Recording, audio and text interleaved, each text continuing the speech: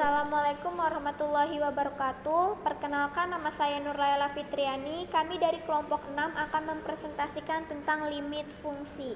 Limit fungsi aljabar kalkulus yang berintikan teori tentang diferensiasi dan integrasi, berhubungan dengan perubahan-perubahan sangat kecil dalam variabel-variabel sebuah fungsi.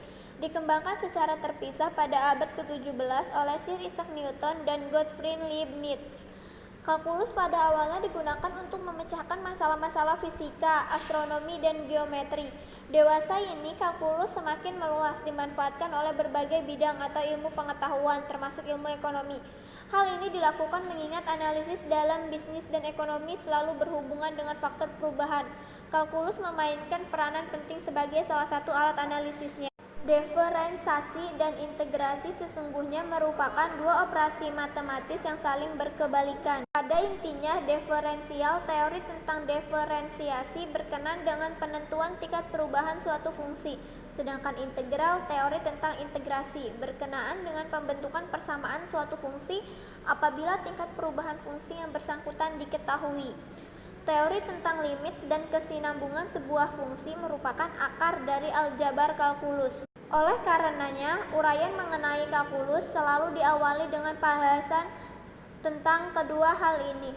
Meskipun konsep limit dan kesinambungan itu sendiri mungkin terasa relatif lebih canggih, sophisticated dibandingkan dengan konsep diferensial dan integralnya yang merupakan inti kalkulus. Konsep-konsep dalam bentuk limit seringkali digunakan baik dalam pemikirannya non-matematis maupun dalam aktivitas kehidupan keseharian. Konsep dalam bentuk limit dimaksudkan sebagai pola pendekatan terhadap nilai-nilai batas yang ditentukan, tidak sama persis, tetapi hanya mendekati saja. Misalnya, produksi maksimum teoritis dari sebuah mesin adalah suatu limit takaran bahan bakar untuk setiap kilometer yang dibutuhkan oleh suatu kendaraan bermotor, kecepatan laju suatu kendaraan, kecepatan rata-rata kendaraan bermotor, dan lainnya.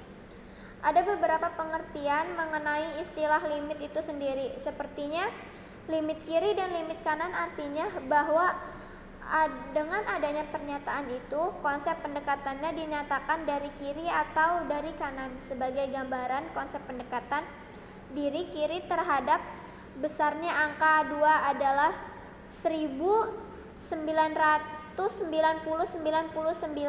dan konsep pendekatan dari kanan terhadap besaran angka 2 tersebut adalah 2.000.0000001 dan seterusnya. Limit dapat didefinisikan sebagai suatu fungsi f(x) diandaikan sebagai peubah bebas x diasumsikan mempunyai nilai tertentu yang mendekati a, maka fungsi f(x) dapat dianggap berhubungan dengan suatu himpunan nilai. Seandainya pada saat x mendekati a, nilai yang sesuai bagi f(x) mendekati suatu konstanta a, dan seandainya pula bahwa nilai f(x) dapat dijadikan berbeda sedikit secara arbiter dengan mengambil nilai x yang mendekati a, tetapi tidak sama dengan a, maka hal ini benar untuk semua nilai dan artinya f(x)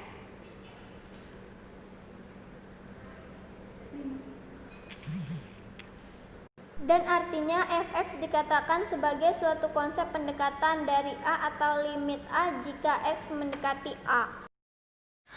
Dua hal perlu diperhatikan dalam notasi atau pernyataan limit di atas. Pertama, x a harus dibaca serta ditafsirkan sebagai x mendekati a dan bukan berarti x sama dengan a. Kedua, fungsi f(x) dan bukan berarti L adalah nilai fungsi f(x).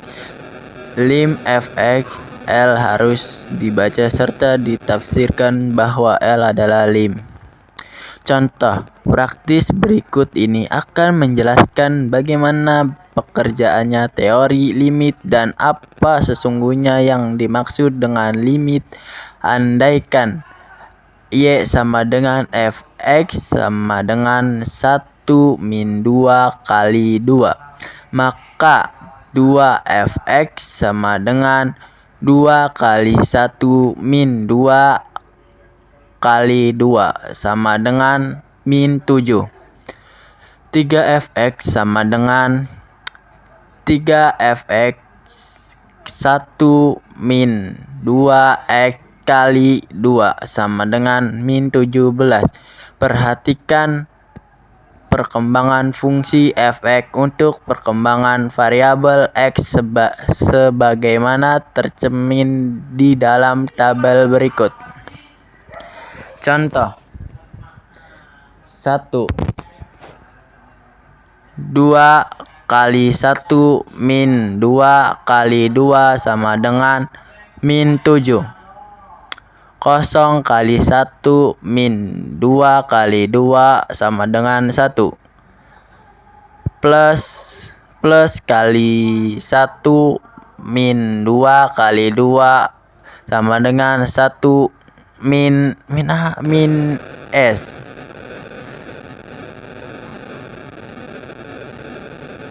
4 min S kali 1 min 2 kali 2 sama dengan min S. Analisis mengenai limit sesuatu fungsi sesungguhnya dipilih menjadi dua bagian tergantung pada sisi mana kita melihat gerakan perkembangan variabelnya. Apabila kita menganalisis a fx dari nilai x yang lebih kecil daripada a dari x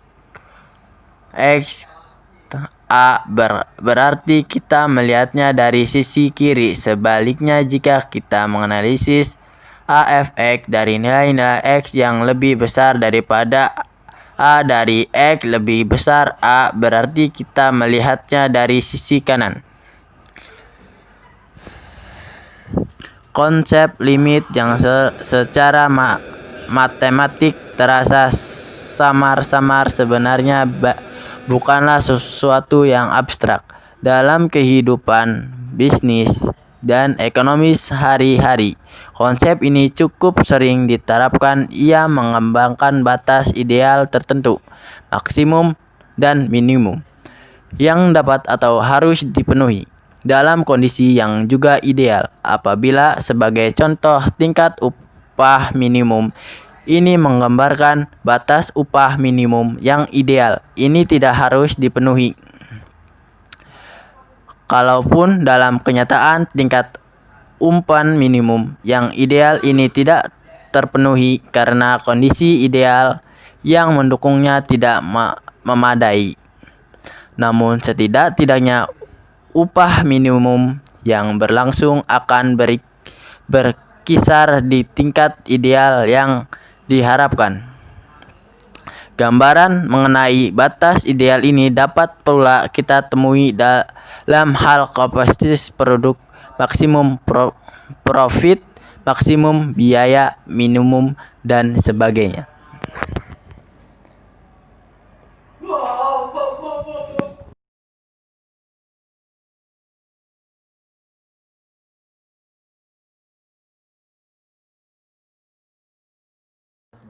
Assalamualaikum warahmatullahi wabarakatuh. Perkenalkan, nama saya Un Komaria. Saya dari kelompok 6 ingin mempresentasikan hasil kerja kelompok kami, yaitu limit fungsi. C. Fungsi limit pecah.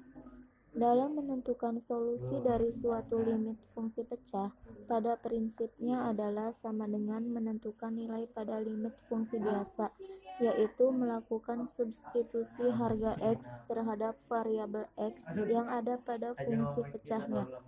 Jika setelahnya disubstitusi ternyata hasil real atau nyata, maka nilai tersebut adalah merupakan hasil akhirnya. Namun demikian, apabila setelah disubstitusikan hasilnya terjadi pembagian dengan nol, maka hal tersebut harus dilakukan proses penyelesaian yang berbeda dengan proses penyelesaian pada limit fungsi lainnya. Hal ini lebih karena adanya ketentuan yang tidak membolehkan terjadinya pembagian dengan nol.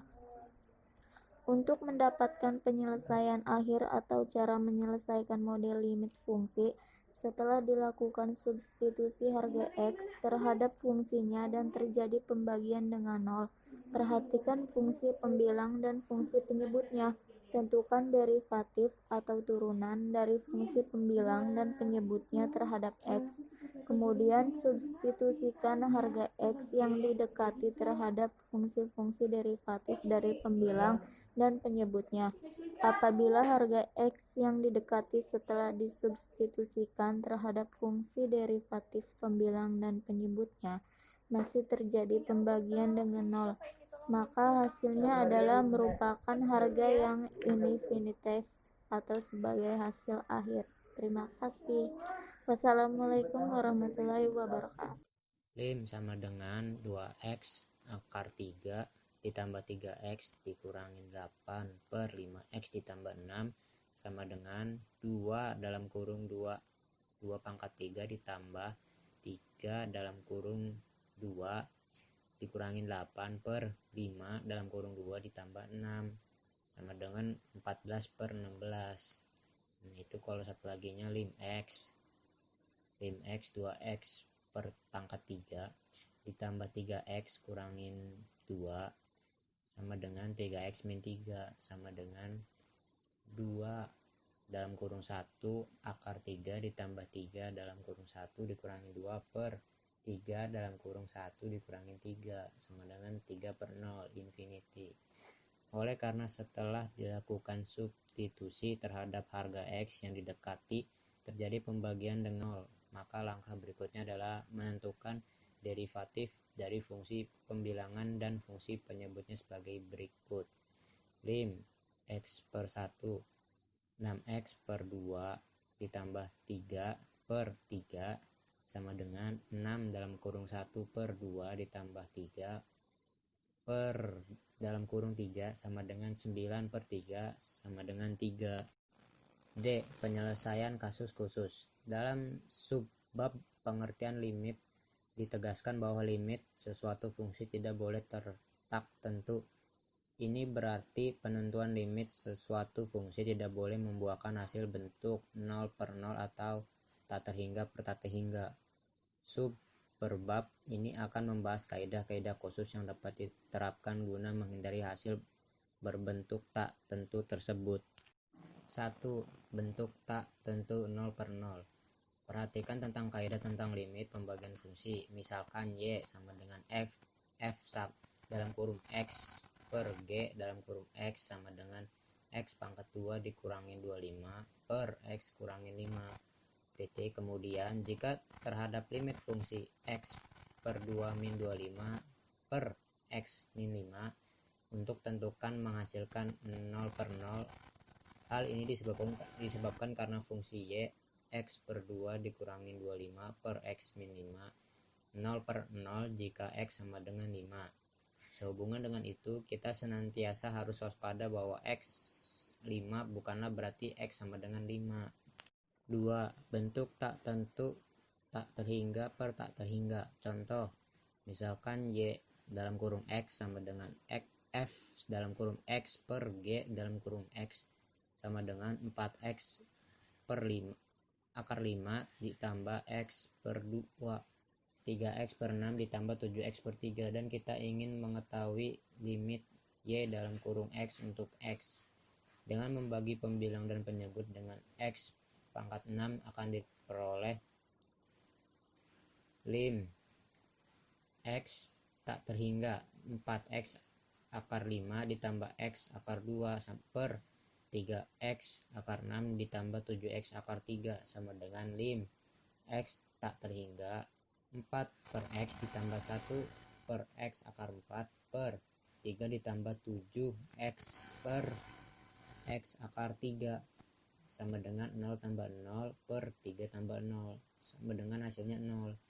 Nah yang lim X tak terhingga 6X akar 3 ditambah X akar 2 ditambah 9 per 2X akar 3 ditambah 5X akar 2 dikurangi 4 sama dengan lim X tak terhingga 6 ditambah 1 per X ditambah 9X akar 3 per 2 ditambah 5 per X dikurangi 4 per X akar 3 sama dengan 6 ditambah 0 ditambah 0 per 2 tambah 0 tambah 0 hasilnya 3.